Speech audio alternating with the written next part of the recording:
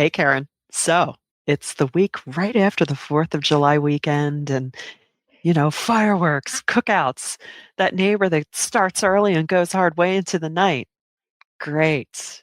That's our dogs hide under the beds. But that's all right. But here on That Solo Life, we're talking about a different kind of independence and the kind that, well, might not require sparklers, but you might want to light one up anyway, right? Right. Because while everybody is still celebrating one kind of freedom, even this week, there is a quieter independent story that's happening in our own industry. So for once, the big trade headlines are saying out loud what a lot of us have known for years. Going independent is no longer the risky little sibling of the agency world. It might actually be the smart money. Sweet. So today we're going to get into why. There's a provocative article, there's some fresh data, and one question we want every solo and small shop listener to sit with. What if the thing you were told to apologize for is exactly your advantage? Let's get into it.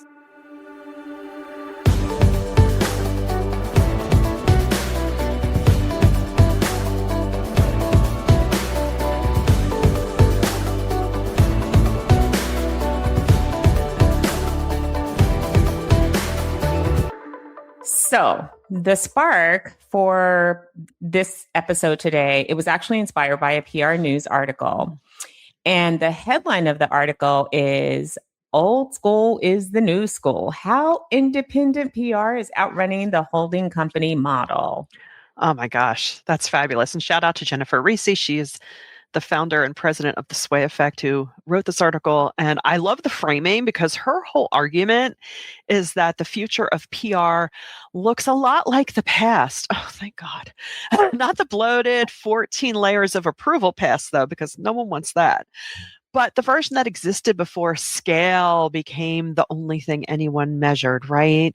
We're getting back to the work, to the relationships, to the accountability, to the straight talk, to being that partner that actually picks up the phone when a client needs you. Yeah, and the timing is pretty pointed. Even though this was Yeah. a couple of weeks ago, it came out around Cannes Lions while the trades were full of the opposite story, merger after merger and historic agency names getting absorbed into network. And the big one that this article points to is Ketchum and Golan combining. Yeah. And there's even a physical symbol that she pointed to that I just can't stop thinking about. WPP gave up its prized beach space at Cannes and an independent took it over. But the real estate of the industry right there, literally changing hands, which is really exciting. Wow. And then, there's the part that, should truly make all of us pause. In this article, she wrote that holding companies cut headcount by an average of 8% in 2025.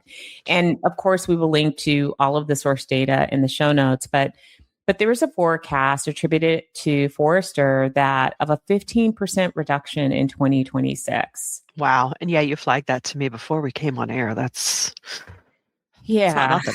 Yeah. No one is celebrating that. We No. love seeing independence finally get some recognition that it's Right. a worthy business model, but we will never celebrate layoffs and, our No. peers in the industry struggling. Yeah. So, we'll link to that article and, we wanted to just share those stats, but you'll have the source material so that you can check out that for yourself Yeah. as well. Yeah, definitely. And, there is a line in there that's probably going to stand out to a lot of people. One global holding company CEO reportedly said, anonymously, of course, by 2028, we'll double the profits and have the people. And again, we're not dancing on anybody's occupational grave.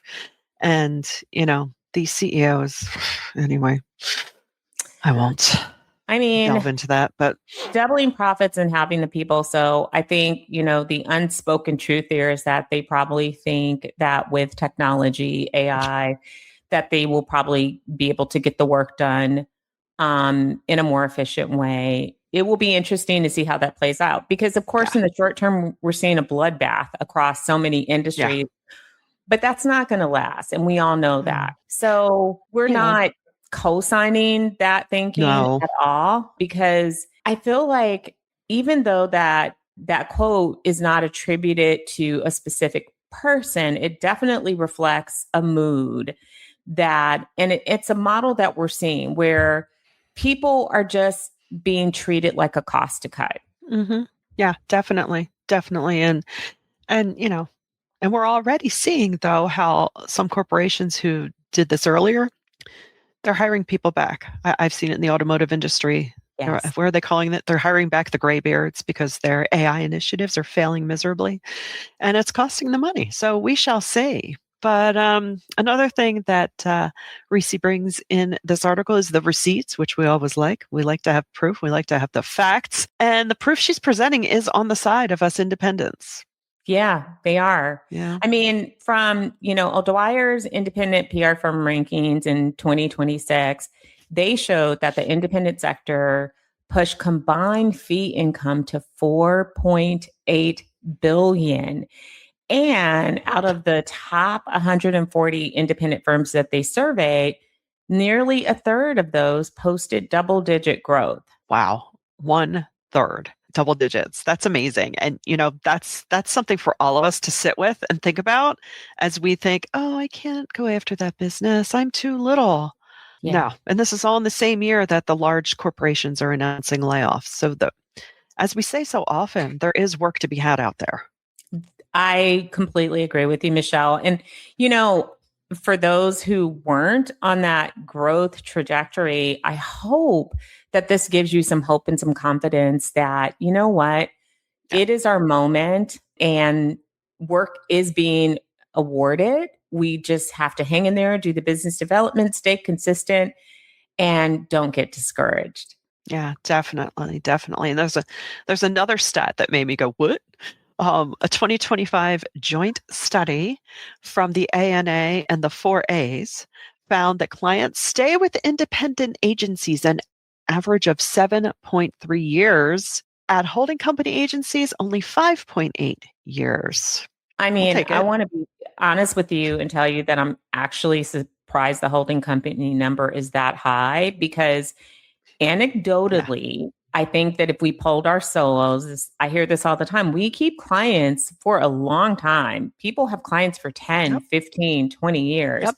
So, Yes. I mean, but this data shows, that we independents keep our clients a year and a half longer. They stick around. And I think that, what that tenure actually measures, it's not vanity, but it's trust. Mm. And it's trust that's renewed over and over again. That's amazing. That should make every Yeah. independent out there feel really good. Yeah. Yeah. And I really want not just us two, but all of our solo listeners to really take ownership of that because you are part of that. It's not like, oh, you're independent. Oh, you're just freelancing then, and you're not very stable. What if you can't hold on to clients where, many of us can say, we've had clients sticking around for quite a while as opposed to agencies. And, Yeah. I think that stems back to the relationships we build with them, among other Oh, things. I completely agree. And again, we say this a lot. We've talked about the differences between large agencies and small agencies. And Mhm. I believe, and I know you do too, we believe on the show that they both have a place and, they're both Oh, yeah. important, but they're very different, with when you have a huge org chart, there are just some things that maybe don't happen with independent agencies. You have direct access to the person who's actually doing the work. Think about the power of that. Yeah. This is somebody Yeah. who knows the business well, and you can call them with an idea before they call you with a problem. I mean, that's powerful. Yeah, that is everything. And, we also have that opportunity to, make our clients think that, we're almost like a concierge service for their promotions. And that's because it's true. Yeah. So the big question then is why now? Why is Yeah. this And happening now? Yeah, exactly. I think you're right. Like independence has already it's always existed. And we've seen, not just with Solo PR Pro, we've seen how much, independent practitioners contribute to the GDP. This is not Yeah, this it's not anything new. It's just I right. think that we're seeing it really come to the forefront in the PR industry. So let's Yeah. pull that thread a little bit. Yeah, definitely. Well, I think it's two things colliding at once, right? You've got the holding company model. It got so big before, and then it started optimizing the wrong things, right? They of course, your number cruncher is going to be like margin, margin, margin over the relationships. And, how often have we said business is kind of like dating? If your significant other, your client, doesn't feel attended to, they're going to start probably either, if not looking elsewhere, thinking about breaking up with you. And then of course AI showed up and turned Yeah. everything on its head, because that has empowered us independents to work even smarter and keep up the pace. So, Yeah. I mean, and say more about, that whole AI piece, yeah. because the article does make an argument that I think is probably counterintuitive for a lot of people. Oh, totally. Yeah, she makes the point that, AI doesn't make communications less important. It makes human judgment more valuable, Yeah. right? The reasoning isn't up to snuff because you know best. You know your client best. You know the actual landscape best. You're living it. So when the media environment is as fragmented as it is, the culture shifts so quickly. And, now you've got machine generated speed and volume piled on top. And, clients need a human who can get in there and tell them what's real, what really matters in all that noise, and what actually to do next. Like, what is our next step? And you can't automate that. I agree. Judgment does not live in headcount. It lives No. in a person. Yeah. So, picture the client whose product gets dragged in some online pileup at 9 p.m. on a Friday night. They don't need 14 people and a deck. They need one trusted voice who says, here's what's actually happening. Yeah. Here's what we ignore. And here's the one thing that we can do tonight. Yeah. Yeah. Absolutely. And a solo can be that voice instantly. And because there's nothing between you and making the call. And yeah, I know I've been that person. As I'm doom scrolling in the evening, you're like, oh. Yeah. Absolutely. I mean, and I think the message to companies that are not getting this is that's why we bet on people over scale. And that's the line that matters more than any single statistics. Independence wins not because it's but because being smaller forces you to be all of the things that scale lets you avoid: Mhm. accountable, responsive, and close to the work. That's so true. So true. And here's where we can really ring in the 4th of July metaphor. Independence does not mean you don't have structure, right? Independence is choosing what you carry. So the author of this article, Reese, she has the idea about not carrying what clients don't need, right? So for a solo, that's your entire operating model, right? We don't have the machinery to root things through. We don't have to say, oh, well, it has to, we have to take that into our little committee and blah, blah, blah. You're the strategy and the execution and the phone call. You can solve a client's problem with much more, speed, efficiency, and I don't want to say correctness, but Yeah. again, we're not slacking off on big agencies, but when there's a Yeah. lot of moving parts, things take longer. That's just how it is. So Yeah. yeah. And I mean, let's shout that because there is freedom in that. But, if we're being honest, there's also weight in it too. And Yeah. I honestly think a lot of people, a lot of solos, if you talk to them, that's one of the reasons that they were attracted to working like that. They Yeah. wanted that weight. So, and I feel like, when you're called to it, it's not really a weight. It's what your assignment is. Yeah. So I love that. But we are Yeah. so close, and I know Yeah. none of us takes that for granted. I had a No. little crisis situation last week with a client, and Oof. I felt it in every piece of my being, but Yeah. I was able to focus in on it, concentrate, and really not only give them what they ask for, but much more and help to tailor the thinking and guard against it in the future. Fortunately, it was just a little blip on the Good. radar, but Yeah. we do. Because we're close to the work, because we know the Yeah. people, these are the kind of things that just, make our work so rich and so rewarding. So true. So true. I mean, I tell my clients all the time, I become your champion, and it's because I get to know you. I care about you. And, I want you to win. Yeah. It's not just, oh yeah, I'll do that, cash your check, blah, blah. I think it's a double-edged sword in our business. You can't For just sure.